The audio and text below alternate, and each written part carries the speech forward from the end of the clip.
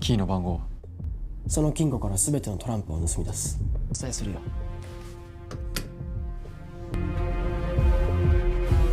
ビーチの結束力が失われた今ならこの計画。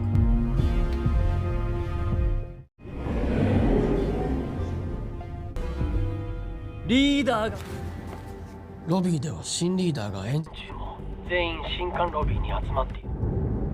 幹部連中は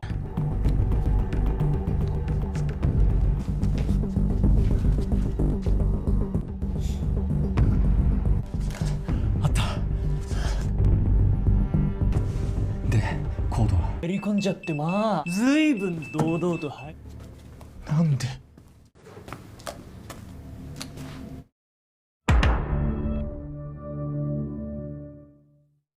Bagi kalian yang ketinggalan episode sebelumnya, bisa dicek di deskripsi atau klik pojok layar kalian. けどそこに答えが。みんなの敵を取る。 Aris dan Yusua di sini mencari-cari pantai yang seperti perkataan dari Karube. Namun di sini ia tak menemukannya. Lalu ia melihat beberapa orang yang sedang bermain game dan di pergelangan tangannya terdapat sebuah gelang yang tertera sebuah nomor. Kebanyakan orang yang menggunakan gelang itu selamat dan akan pulang menggunakan sebuah mobil. Di sini Aris dan Yusua mengikuti ke arah mereka pergi hingga mereka sampai di tepi sebuah pantai. Akhirnya mereka menemukan tempat tersebut dan di sana sangat terang karena di sana terdapat banyak lampu. Aris juga sempat berkata pada Yusua tentang lampu yang berada di sana, yang dimana seharusnya semua lampu yang berada di area itu harus dipadamkan. Dan beberapa saat kemudian mereka dikejutkan oleh seseorang yang berada di belakang mereka sambil menodongkan sebuah pistol. Di sini Aris dan Yusua ditangkap dan disekap di sebuah lokasi yang dimana banyak sekali orang yang diketahui sebagai penguasa tempat tersebut. Beberapa saat datang seorang pria berambut gondrong yang diketahui ia adalah pemimpin dari kelompok itu. Pria itu juga menjelaskan kalau di tempat itu ada beberapa aturan dan semua orang yang berada di sana harus mengikuti semua aturannya. Dan jika ada yang mencoba berkhianat, maka orang itu akan dihabisi. Pria itu mengatakan tujuan adanya tempat itu adalah untuk mengumpulkan semua kartu serta bekerja sama untuk mengumpulkannya. Karena katanya jika semua kartu sudah terkumpul, maka mereka semua akan bisa kembali ke dunia yang asli. Di sini, Aris dan Yusua terpaksa harus ikut menjadi anggota itu untuk keselamatan mereka berdua dan untuk bisa kembali ke dunia yang asli.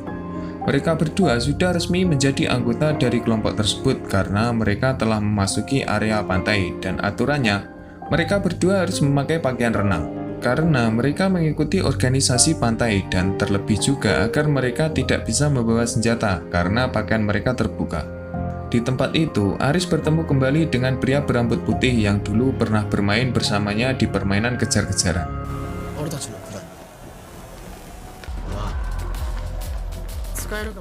Mereka diberikan tugas untuk menyelesaikan sebuah permainan ketika malam hari. Namun, para peserta yang diberikan tugas itu selalu gagal dalam mendapatkan kartu dan berakhir tragis. Di sini, Aris mulai bermain. Dan di saat itu juga, ia disamperin oleh seorang wanita yang diketahui bernama Quina. Lalu, permainan pun dimulai. Aris di sini berada di tempat yang dipenuhi air dan air itu sudah sampai pinggangnya. Dan di bagian atas juga terdapat kabel yang kapan saja bisa menyetrum mereka semua. Dengan kepandaiannya, ia mampu melalui permainan itu dengan selamat. Dan ternyata di tempat itu juga ada seorang eksekutif pantai yang sedang mengawasi cara bermain dari Aris.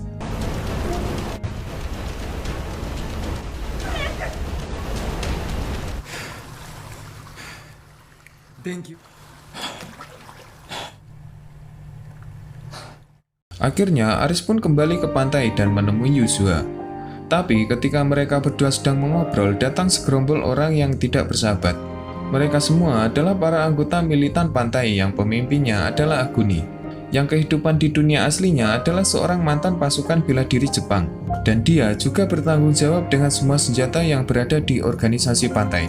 Di sini, Aguni ingin membawa Yusua. Aris yang melihat itu pun tidak terima dan bersiap untuk melawan anggota militan itu. Di saat perdebatan semakin memanas, tiba-tiba muncul Heather, sang pemimpin pantai. Ia di sini melerai mereka berdua dan pertengkaran berhasil dihentikan. Heather menyuruh para anggota eksekutif untuk ke ruangannya karena akan mengadakan sebuah rapat. Di sini, Aris juga diajak oleh Heather untuk mengikuti rapat itu. Di sana, mereka semua mendiskusikan untuk mencari lebih banyak kartu agar cepat terkumpul. Heather di sini juga akan mengikuti permainan selanjutnya karena visanya sudah hampir habis dan rapat pun selesai. Setelah rapat itu, Aris di sini diajak Heather untuk sekedar bersantai dan minum bersama. Di sana, mereka berdua juga membicarakan sesuatu yang hanya mereka berdualah yang tahu.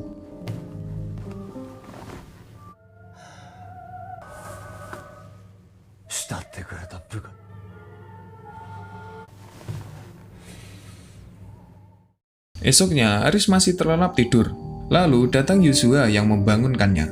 Setelah Aris terbangun, Yuzua mengajak Aris untuk pergi ke taman belakang rumahnya. Di sana, mereka berdua mendapati sebuah tong sampah yang cukup besar. Aris pun penasaran dan mencoba membuka tong itu, dan terkejutnya Aris mendapati banyak sekali mayat yang tertumpuk di dalam tong itu. Dan beberapa saat datang pria berambut putih bersama dengan Quina. Mereka berdua mengatakan bahwa itu adalah orang-orang yang mati karena mereka telah berkhianat. Si pria berambut putih itu juga menyinggung organisasi pantai, dan ia juga mengajak Aris untuk masuk ke sebuah ruangan karena ada suatu hal yang akan ia bicarakan. 何を考えてる？武闘派暴君によって支配されリーチを抜ける Sesampainya di sebuah ruangan, terlihat Heather yang sudah terbaring tak bernyawa di ruangan itu. Mereka semua dibuat terkejut karena kejadian itu. Di sini, mereka memutuskan untuk mengganti pemimpin dan merahasiakan kematian Heather kepada para penghuni pantai. Niragi yang berada di situ ingin Aguni yang menjadi pemimpin selanjutnya karena agar kelompok militan yang menjadi penguasa baru di tempat tersebut. Tapi mereka yang mendengarkan hal itu tak ada satupun yang menyetujuinya. Hingga akhirnya Niragi mengancam mereka semua dan mengarahkan senjatanya pada mereka. Alhasil mereka pun setuju karena mereka yang berada di ruangan itu mendapat ancaman dari Niragi dan kawan-kawan. Mereka pun mengadakan penyambutan pemimpin baru. Dan mereka yang berada di sana akan menyaksikan pembukaan amplop hitam yang dimana itu adalah sebuah kode rahasia sebuah brankas yang berisi kartu poker. Kode rahasia itu disegel oleh Heather di dalam sebuah amplop hitam dan hanya bisa dibuka ketika pemimpin nomor 1 telah digantikan. Dan sekarang Aguni membuka amplop hitam itu dan disaksikan oleh semua para anggota eksekutif.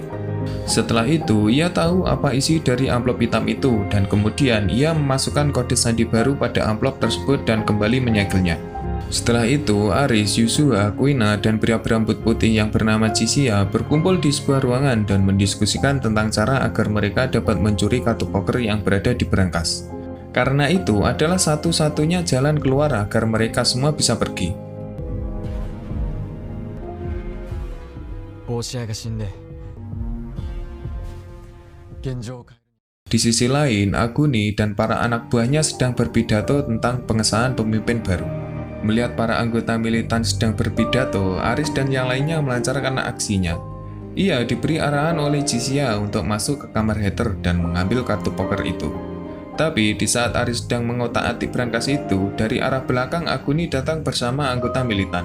Ia pun terkejut karena melihat mereka semua. Bahkan Chisia yang membantu Aris tadi juga berada di sana. Ternyata di sini Aris dijebak oleh Chisia. Ia memberitahu pada Aguni karena di kamarnya ada seorang penyusup. Bahkan Yuzua juga tertangkap oleh para militan gara-gara Chisia yang sangat licik. Aris pun diajar habis-habisan dan dikurung dalam ruangan oleh para anggota militan itu. Bahkan mulut serta matanya ditutup lakban hitam. Kemudian ia dikunci di ruangan tersebut.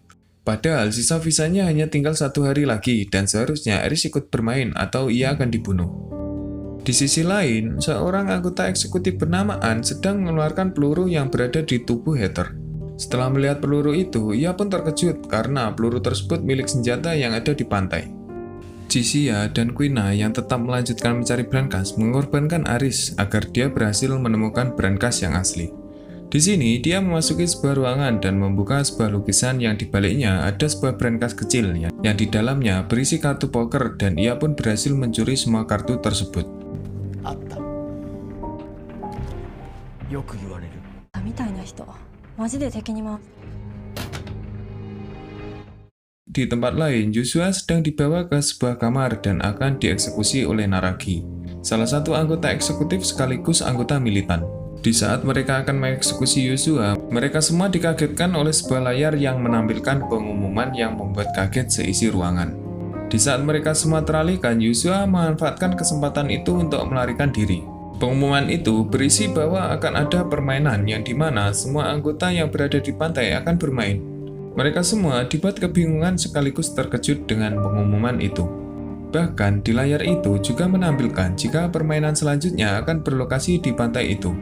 Dan tingkat kesulitan dari permainan itu adalah 10 hati.